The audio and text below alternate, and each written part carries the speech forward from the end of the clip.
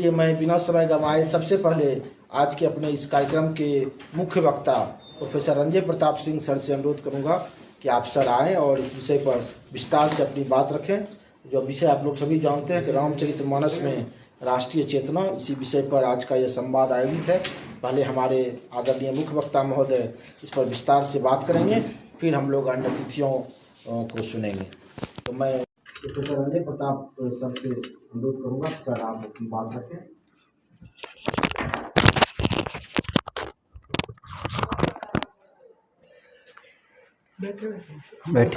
खड़े हो गए, ठीक रहेगा। एक थोड़ा सा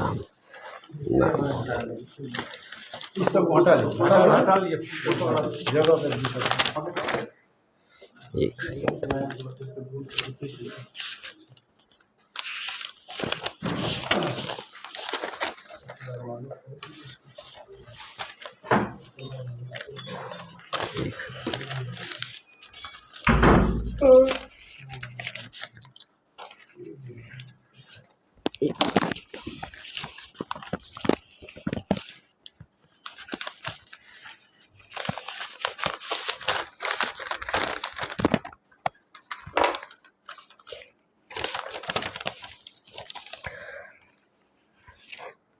ठाकुर प्रसाद कॉलेज के तत्वावधान में बीएन मंडल विश्वविद्यालय मधेपुरा के इस आज संवाद कार्यक्रम में, जो कि आईसीपीआर के द्वारा प्रायोजित है, उपस्थित सभी विद्वत समाज का मैं हृदय से आभार और नमन करता हूँ। आज के इस कार्यक्रम की अध्यक्षता कर रहे बीएन मंडल विश्वविद्यालय दर्शन शास्त्र के विभागाध्यक्ष प्रोफेसर देव प्रसाद मिश्र जी, कार्यक्रम के मुख्य अतिथि माननीय पूर्व कुलपति प्रोफेसर ज्ञानंजय द्विवेदी जी, विशिष्ट अतिथि सामाजिक विज्ञान के संकायाध्यक्ष प्रोफेसर कैलाश प्रसाद यादव जी, सम्मानित अतिथि मानविकी संकायाध्यक्ष प्रोफेसर राजीव कुमार मलिक जी, माननीय प्राचार्य जी और उपस्थित सभी सुहृदवृंद, विद्वद्वृंद, छात्र छात्राएं, पत्रकार बिंदु। आज सबसे पहले तो श्री रामचरितमानस पे हमें बोलना है, और इसमें जो आज का टॉपिक है, टॉपिक का नाम है कि रामचरितमानस में राष्ट्रीय चेतना विषयक संवाद। मैं सबसे पहले यह बात बताना चाहूँगा कि दर्शन शास्त्र का विकास ही संवाद पद्धति में हुआ है, और श्री रामचरितमानस यह पूरा ग्रंथ केवल संवाद है, केवल संवाद है। इसमें इस पूरे टॉपिक में 3 शब्द हैं: श्री रामचरितमानस, राष्ट्रीय चेतना और संवाद। तीनों पर मैं थोड़े थोड़े अपने विचार रखूंगा। संवाद जो है वह कैसा संवाद है? घर घर का संवाद है। एक पति और पत्नी का संवाद है। पति कौन है?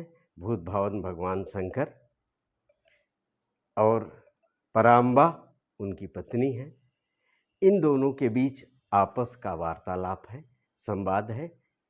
इसीलिए किसी ने बड़ा सुंदर लिखा है कि गीत तुलसी ने लिखे, आरती सबने उतारी, राम का तो नाम है, गाथा कहानी है हमारी। राम का तो नाम है, गाथा कहानी है हमारी। ये घर घर का संवाद है।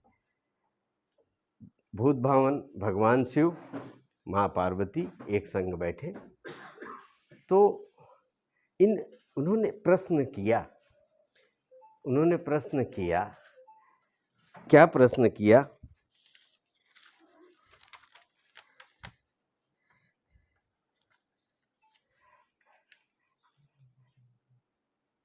एक बार दोनों लोगों ने दंडक वन में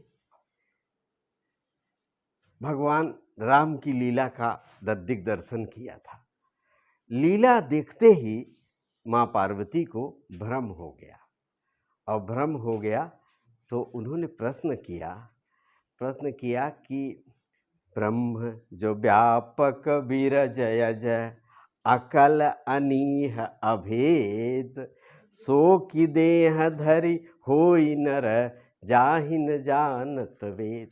कहा ये बताइए, ये बड़ा गूढ़ प्रश्न है कि ब्रह्म जो है, जो व्यापक है, जो सर्वत्र फैला हुआ है, जो विरज है, जो अकल है, जहाँ से सारी कलाएं उत्पन्न होती हैं, जो अनीह है, जो चेष्टा रहित है, वह साधारण मनुष्य बनेगा? इसके बारे में आप बताइए। ये संवाद हुआ, ब्रह्म चर्चा हुई, भगवत चर्चा हुई। दूसरा संवाद कहाँ है? दूसरा संवाद ये गुरु और शिष्य का है। गुरु कौन है?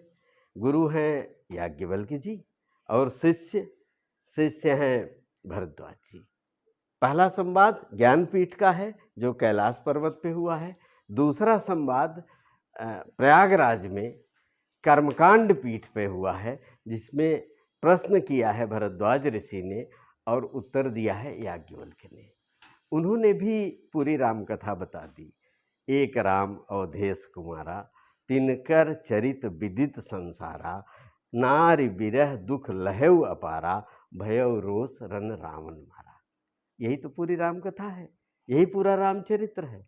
लेकिन इसके आगे जो गूढ़ प्रश्न किया, वह प्रश्न क्या किया कि प्रभु सोई राम की अपर को जाहि जपत त्रिपुरार, सत्य धाम सर्वज्ञ तुम कहूँ विवेक विचार। कहा विवेक में विचार करके करिए, हल्के से न बताइए।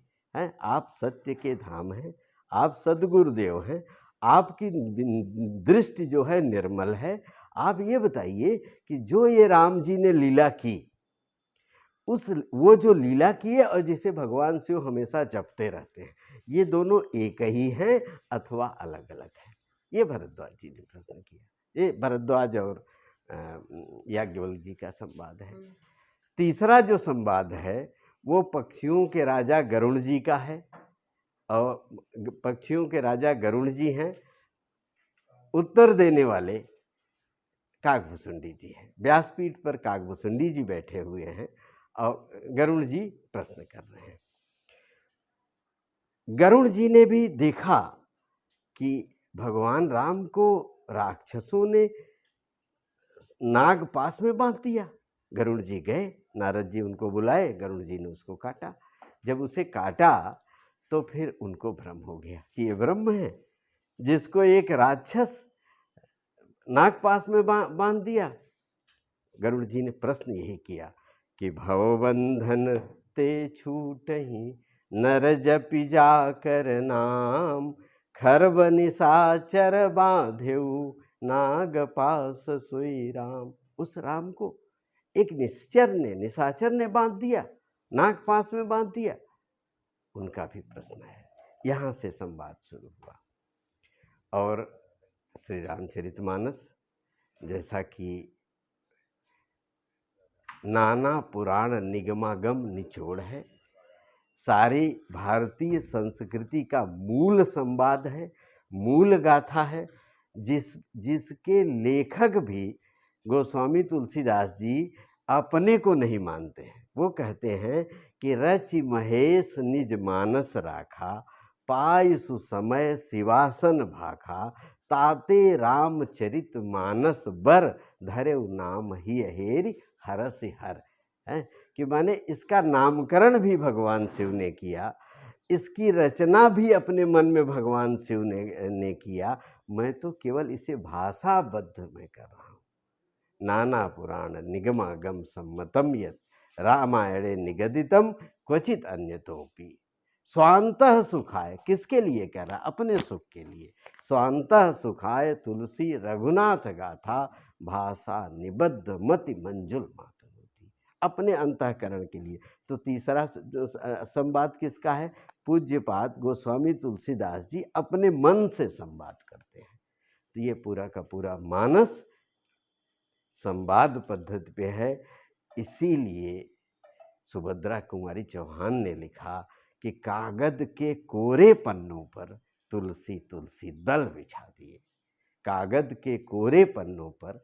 और एक भोजपुरी के बहुत बहुत अच्छे कवि हैं, उन्होंने तो इतनी अच्छी बात कह दी कि चंद्रशेखर मिश्र जी, आप लोग जो साहित्य में रुचि रखते होंगे, आप लोग जानते होंगे कि इतनी महान रचना करने वाले गोस्वामी तुलसीदास जी, उनमें निराभिमानता कैसी है कि लिख रहे हैं, सत्य कहूँ लिख कागज कोरे, कवित विवेक एक नहीं मोरे, सत्य कहूँ लिख कागज कोरे। उन्होंने लिखा, देखिए ग्रंथ की अगर महत्ता का हमें ज्ञान है तो फिर हमें ग्रंथ में अभिरुचि होगी और उसमें लिखी गई बातें हमारे अंतस्थल में आएंगी, उसका बोध हमें प्राप्त होगा, मेरे आचरण में उतरेगा। इसलिए ग्रंथ की महत्ता संवाद का प्रमुख बिंदु है। और उन्होंने लिखा कि शास्त्र छो रस वेद पुराण एवं आगम के सब सार निचोरे। यही इतना दर्शन शास्त्र है। 6 शास्त्र हम लोग पढ़ाते हैं, न्याय वैशेषिक, सांख्य योग, मीमांसा वेदांत।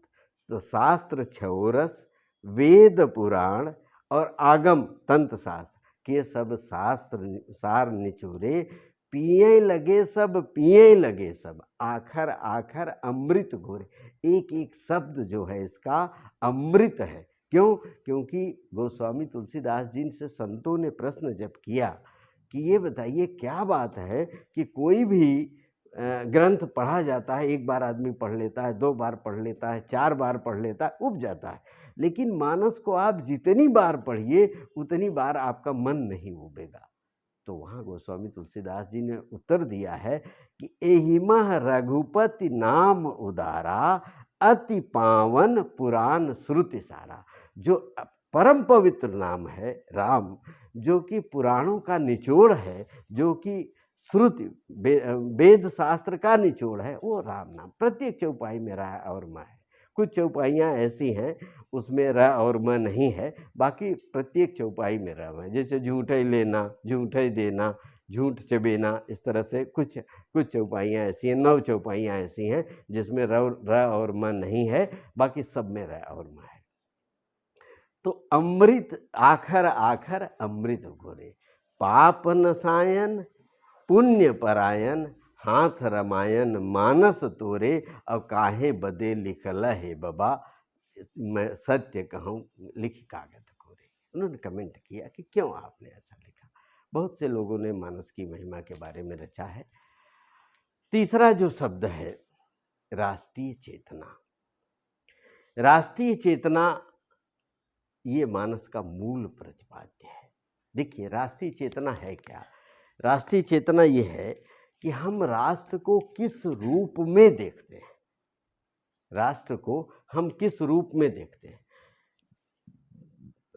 श्री रामचरितमानस पुराणों का निचोड़ है, उपनिषदों का निचोड़ है। और पुराणों में किस रूप में देखा गया? वेद व्यास ने जब विष्णु पुराण रचा तो उसमें लिखा कि गायन्ति देवा किल गीत गानी, धन्यास्तुते भारत भूमि भागा, स्वर्गापवर्गास्पद मार्ग भूते, भवन्ति भूयः पुरुषाः सुरत्वात्। देवता लोग यहाँ इस पृथ्वी पर जन्म लेने के लिए तरसते हैं। क्यों? क्योंकि स्वर्ग और मृत्युलोक के बीच स्वर्ग प्राप्ति का मार्ग ये भारत से होकर के जाता है।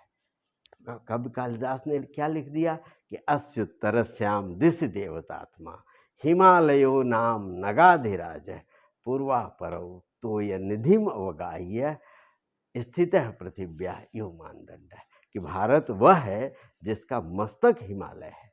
अस्युत्तरस्याम दिशि देवतात्मा, जो देवताओं की आत्मा जहाँ निवास करती है।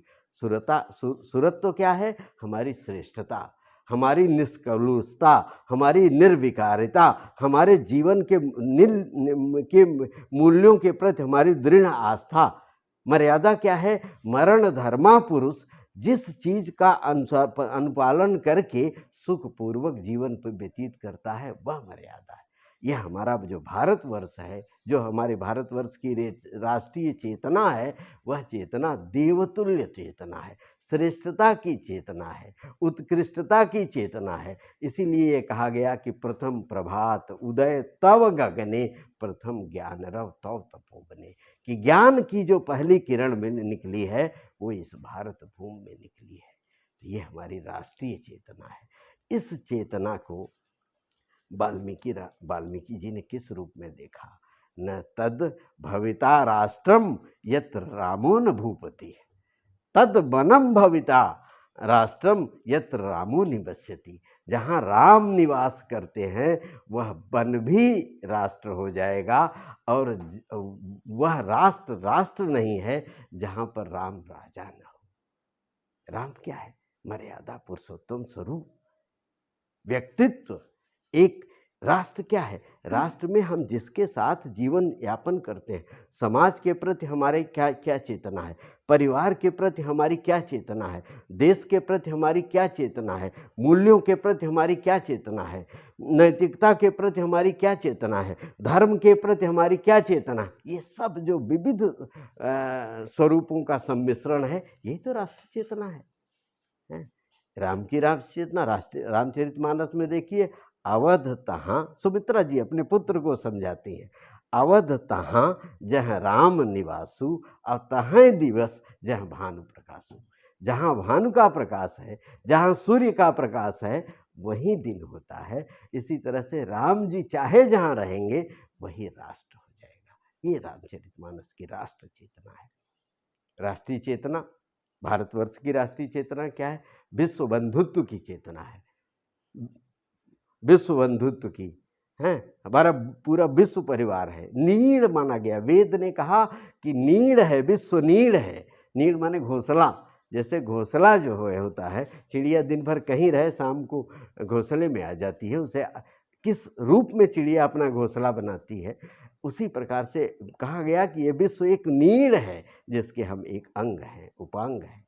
वही गोस्वामी तुलसीदास जी ने रामचरितमानस में लिखा, सी राम मैं सब जग जानी, करऊं प्रणाम जोरी जुग पानी। ये राष्ट्रीय चेतना है, जहाँ छोटे से छोटे व्यक्ति को भी इतना आदर दिया गया कि एक राजा के समान हो गए। निषाद राज को कितना सम्मान मिला। निषाद राज को राम ने गले से लगाया है। निषाद राज को भरत जी ने भरते ही अंक राम लघु भाता, मिलत पुलत परिपूरित ग्राता। ये रामचरितमानस की राष्ट्रीय चेतना है। केवट के साथ आप देख लीजिए, केवट का प्रसंग देख लीजिए, हैं। केवट एकदम क्या भारत की मूल्य प्रधान निष्ठा है कि आज भौतिकता के युग में हम मूल्य से कितने विरत हो गए हैं। केवट को भगवान राम जो है सोने की अंगूठी दे रहे हैं। केवट उतरी दंडवत कीन्हा, प्रभु ही सकुच एहि नहीं कुछ दीन्हा, तो पियहिए कीसिए जान निहारी, मणि मुदरी मन मुदित उतारी, और कहेउ कृपालु दे लेहु उतराई, केवट चरण गहेउ अकुलाई। नाथ आज मैं काह न पावा, मिटय दोष दुख दारिद दावा। नेत्रों, दोष कहाँ होता है? नेत्रों का दोष होता है। आपने मुझे इतना आदर किया कि मेरे नेत्रों से दोष समाप्त हो गया। दरिद्रता किसकी होती है? स्वभाव की दरिद्रता होती है। धन से आदमी दरिद्र नहीं होता, स्वभाव की दरिद्रता होती है। आपने मुझे इतना, इस छोटे से व्यक्ति को इतना गौरव प्रदान किया कि मेरे स्वभाव की दरिद्रता खत्म हो गई, मेरे मन का दुख खत्म हो गया। फिर अतिबार मुहे जो कछु देवा, सो प्रसाद में सिर धर लेवा। अभी आप तपश्चर्या में हैं, वन में जा रहे हैं, जब लौट के आएंगे हैं, तब जो है आप जो कुछ दे देंगे वो मैं ग्रहण कर लूँगा, क्योंकि मैं आपका सेवक हूँ, मैंने सेवा कार्य किया है। और आगे देखें, एक एक प्रसंग में, केवट में देखें, गीध में देखें, पक्षी के रूप में गीध को देखें। गीध ने क्या कार्य किया? जटायु जी ने क्या किया? जटायु जी ने जब वो प्रसंग आता है, आप सभी जानते हैं, रावण से युद्ध किया, प्राणपण पे जाकर के युद्ध किया, और फिर भगवान आए, उसे उसको तात कहा अरे पिताजी आप मेरे पिता के समान हैं, आप कुछ दिन और जी जाइए, मुझे पिता का सुख प्रदान करिए। हैं? उसमें गोस्वामी जी की लेखनी क्या चली है, गोस्वामी जी ने लिखा कि गीध अधम खग आमिष भोगी गति पाई जो जांचत जोगी। ऐसी गति दिया भगवान ने जो है कि जिसके लिए योगी लोग भी वो करते हैं। तो ये इस प्रकार से रामचरितमानस की राष्ट्रीय चेतना। और कितनी देर बोलना है? बोलिए सर, आप ही को बोलना नहीं है। नहीं, समय बताइए, फिर जो है फिर हम 2-3 बिंदुओं पे चर्चा करते हैं। बाकी तो ये तो हमारे इष्ट का ग्रंथ है, ये तो हमको बोलने का गौरव आपने प्रदान किया। तो मैं आपको बताऊं कि मानस का एक न्याय और है कि कृते च प्रति कर्तव्य ऐसा धर्म सनातन है। जिसने आपके लिए कुछ किया है उसके प्रति कृतज्ञता और आभार ज्ञापन करना, यह मानस का न्याय है। और यह चौपाई में भी है कि प्रति उपकार करो का तोरा, भगवान हनुमान जी से कह रहे हैं, प्रति उपकार करो का तोरा सन्मुख होई न सकत मन मोरा। ये कृतज्ञता है। आपने हमको इतना अवसर प्रदान किया कि मैंने आज सोचा कि भाई मानस के बारे में कुछ हमें चिंतन करना चाहिए। तो इसके प्रति हम आप सबके, हमको बुलाने में, हमको ये अवसर देने में जिसका भी योगदान है, हम सबके प्रति हार्दिक कृतज्ञता ज्ञापित करते हैं। और एक आध बिंदु पर हम और चर्चा कर लेते हैं। जैसे परिवार के प्रति राष्ट्रीय चेतना क्या है, मानस में एक परिवार के प्रति हमारा कैसा भाव होना चाहिए। मानस का मूल बिंदु यही है, प्रसन्नता या गताभिषेकता। ऐसे भगवान राम हैं। राम इसलिए त्रेता युग से नहीं याद किए जाते हैं। कब त्रेता युग था, कब उनकी लीला हुई, करोड़ों वर्ष बीत गए, लेकिन आज तक भी जन जन के आदर्श बने हुए हैं। क्यों बने हुए हैं? प्रसन्नताम या गताभिषेकता। अभिषेक का प्रसन्न गाया तो प्रसन्नता नहीं हुई। और तथा न ममलव वनवास दुखता, जब वनवास का प्रसंग आया तो मन मलिन नहीं हुआ। यह परिवार की चेतना थी। आप सबको विदित है 2 वरदान मांगा गया था इस प्रसंग में। पहला वरदान तो यही था कि भरत को राजगद्दी। दूसरा वरदान ये था कि तापस बेश विशेष उदासी 14 वर्ष राम वनवासी। 14 वर्ष का वनवास है। जब आए कैकेयी के पास, और कैकेयी ने कहा कि मैंने ऐसा ऐसा कर दिया, मुझे 2 वरदान था, चक्रवर्ती जी ने मुझे 2 वरदान दे दिया है, अब आपके ऊपर है कि आप जो है चक्रवर्ती जी की वाणी पूर्ण करते हैं अथवा नहीं करते। तो वहाँ भगवान राम मर्यादा पुरुषोत्तम राम, श्रेष्ठ राम, चक्रवर्ती के पुत्र राम ने क्या कहा कि भरत प्राण प्रिय पावहि राजू, अब विधि सब विधि मोहि सन्मुख आजू। आज भगवान ब्रह्मा मेरे समक्ष हैं कि मेरे प्राणों के समान प्रिय छोटे भाई भरत जी को राजगद्दी मिल रही है। ये रामचरितमानस की परिवार के प्रति राष्ट्रीय चेतना है। आगे उनकी माता कौशल्या थी, लेकिन उन्होंने कहा राम ने कि सुनु जननी, शब्द देखिए मानस के कितने अच्छे शब्द हैं। सुनु जननी सोई सुत बड़ भागी, जे पितु मातु बचन अनुरागी, तनय मातु पितु तोष निहारा, दुर्लभ जननी सुसुत संसारा। वह पुत्र भाग्यशाली है जो अपने माता पिता के वचनों में अनुराग रखता है, प्रेम रखता है। यहाँ देखिए 3 बार जननी शब्द का प्रयोग किया। जननी शब्द का प्रयोग 3 बार हुआ है, गोस्वामी जी ने किया है, जबकि उनकी माता जो है वो कौशल्या जी थी। यहाँ 3 बार जननी का प्रयोग इसलिए किया कि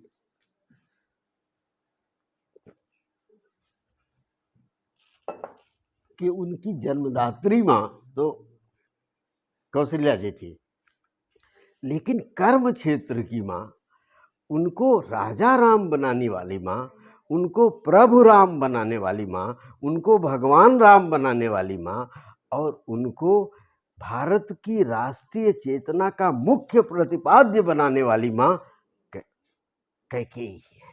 इसलिए उन्होंने कहा कि सुन जननी सोई सुत बड़ भागी, जो पितु मातु वचन अनुरागी, तनय मातु पितु तोष निहारा, दुर्लभ जननी ससुत संसारा, मुनिगण मिलन विशेष बन, सबहि भांति हित मोर, तेहिमा पितु आयस बहुर, सम्मत जननी तोर।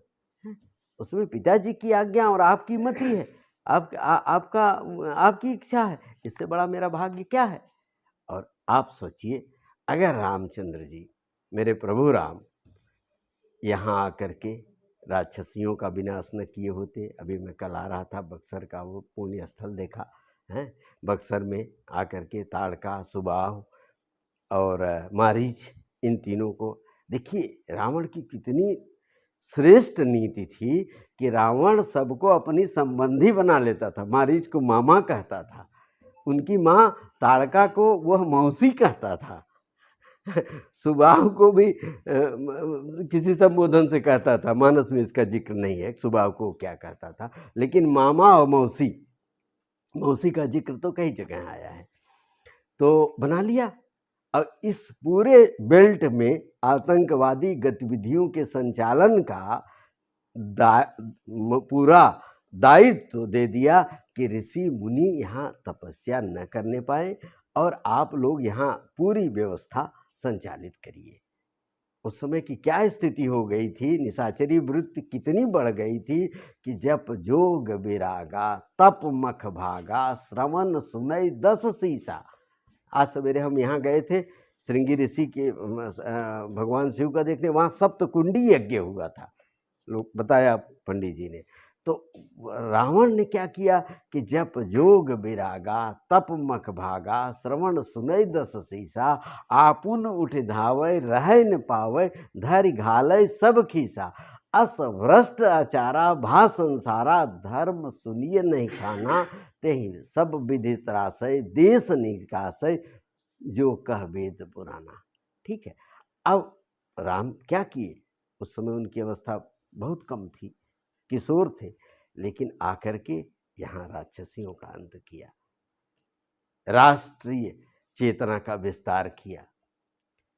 फिर आगे गए हैं, रावण वन में जब गए हैं तो वन में देखिए, वन में 14 वर्ष चित्रकूट में रह करके पूरी योजना बनाए, सभी जो निशाचरी वृत्ति के लोगों का एक एक करके पता किया और एक एक करके विनाश करते हुए चले गए। देखिए, सुग्रीव से मित्रता की, बाली का वध किया।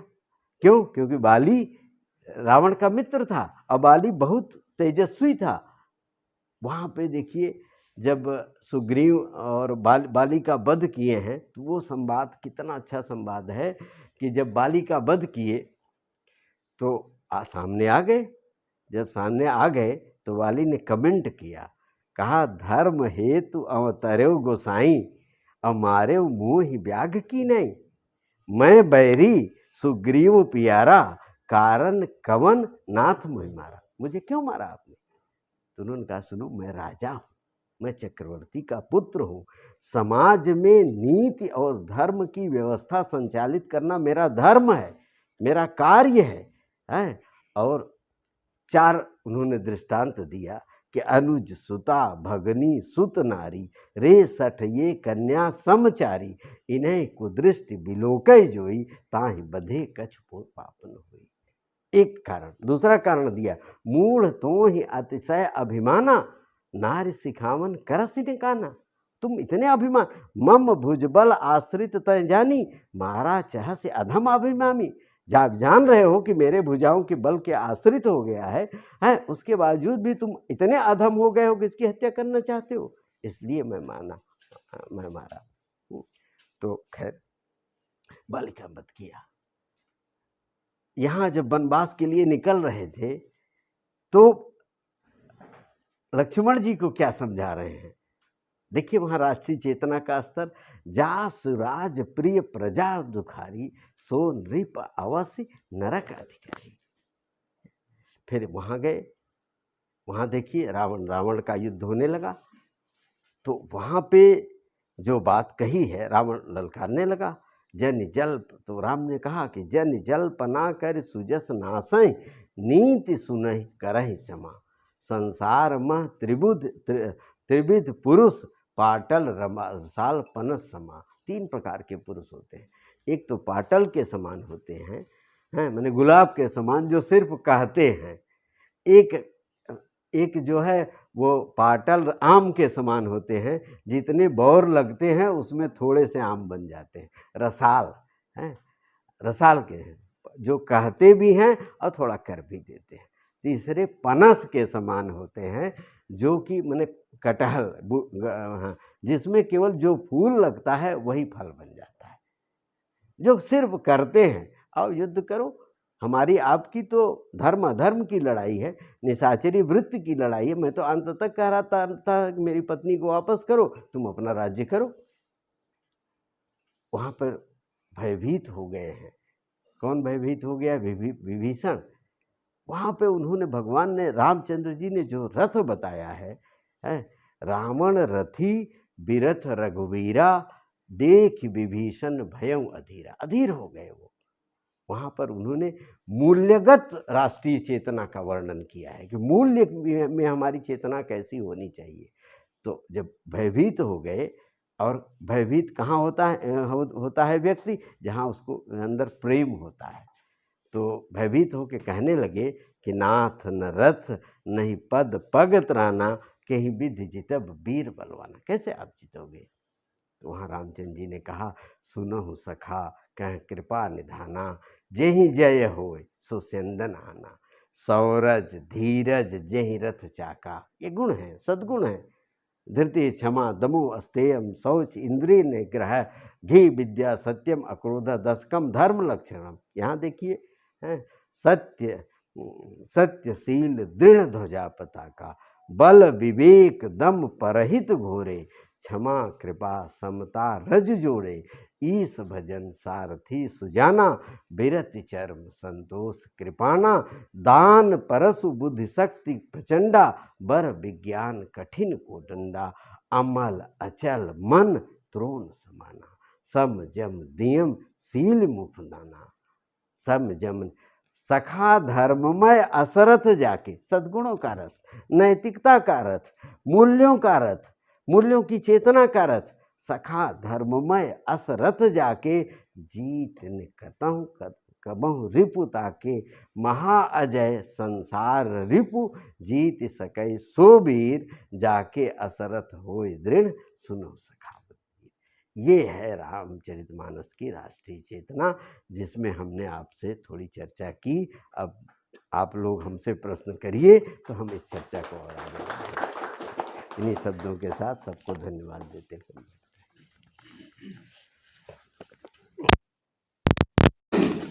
बहुत बहुत धन्यवाद सर, आपने विस्तार पूर्वक और इतना सारगर्भित व्याख्यान दिया। इसके लिए हम जितनी भी तारीफ करें वह लगा देते हैं, वो बिल्कुल ही कम होगा। हम सभी जितनी भी तारीफ करें, इसलिए तारीफ एक बार जोरदार तालियों के साथ सर का करेंगे। और काश समय और होता तो हम लोग अभी आपको और सुनते, लेकिन हम चाहेंगे कि आगे और आपको 5-10 मिनट हम समय देंगे प्रश्नोत्तर के क्रम में, ताकि आपकी कुछ बातों को हम लोग और सुन सकेंगे और हमारा ज्ञानवर्धन होगा। और आगे सर हम अनुरोध करेंगे आपसे कि आगे कभी हम लोग आपसे ऑनलाइन ऑफलाइन फिर रामचरितमानस पर हम लोग आपको सुनेंगे। चूँकि इस ग्रंथ की तो जितनी भी हम चर्चा करें उतनी भी कम है। यह हमारी सांस्कृतिक ग्रंथ है हमारा एक, और पूरी हमारी भारतीय संस्कृति इस पर निर्भर है। और ये घर घर में इसका वाचन होता है। और मैं तो देखता था कि मेरी नानी वो बिल्कुल अनपढ़ थी, और फिर भी वो इनको एक लाल कपड़े में लपेट करके पूजा करती थी, क्योंकि नाना जी मेरे इसका हमेशा पाठ करते थे। तो नानी को पढ़ने नहीं आता था, तो वो नाना जी से सुनती थी और उसका एक पूजा करती थी और उसके मूल्यों को वो अपने जीवन में उतारती थी। मैंने कई बार उसको फेसबुक पर भी लिखा है। वो जितने मूल्यों की आप चर्चा कर रहे थे कि किस तरह से गरीबों दलितों के प्रति प्रेम होना, ये सारे मूल्यों का वो सर ने एक व्याख्यान भी दिया था, आदरणीय ज्ञानंजय द्विवेदी सर ने हमारे नानी के ऊपर। तो वो घर घर का हमारा ग्रंथ है और ख़ास करके हमारे भारत की जो महिलाएं हैं और जो पुराने लोग हैं उन्होंने उन मूल्यों को जिया है और रामचरित के मानस से के माध्यम से जो हमारी राष्ट्रीय चेतना बनी, हमारा जो पारिवारिक मूल्य बना, आज पूरी दुनिया वैश्विक स्तर पर हमारे इस मूल्य को अपनाने के लिए व्याकुल हो रही है। पूरी दुनिया में एक संकट आ गया, परिवार टूट रहा है, एकल परिवार से भी अब बढ़ कर के पहले तो आया हम दो हमारे दो, अब दो में भी कोई अलग इधर भागते हैं, कोई उधर भागते हैं, तो एक न्यूक्लियर फैमिली भी अब टूट रही है। पूरी दुनिया अब भारतीय परिवार व्यवस्था की ओर देख रही है आशा भरी निगाहों से। तो ऐसी परिस्थिति में हमें लगता है कि रामचरितमानस आने वाले समय में पूरी दुनिया को एक दिशा दिखाएगा और आपके प्रति हम आभार व्यक्त करते हैं।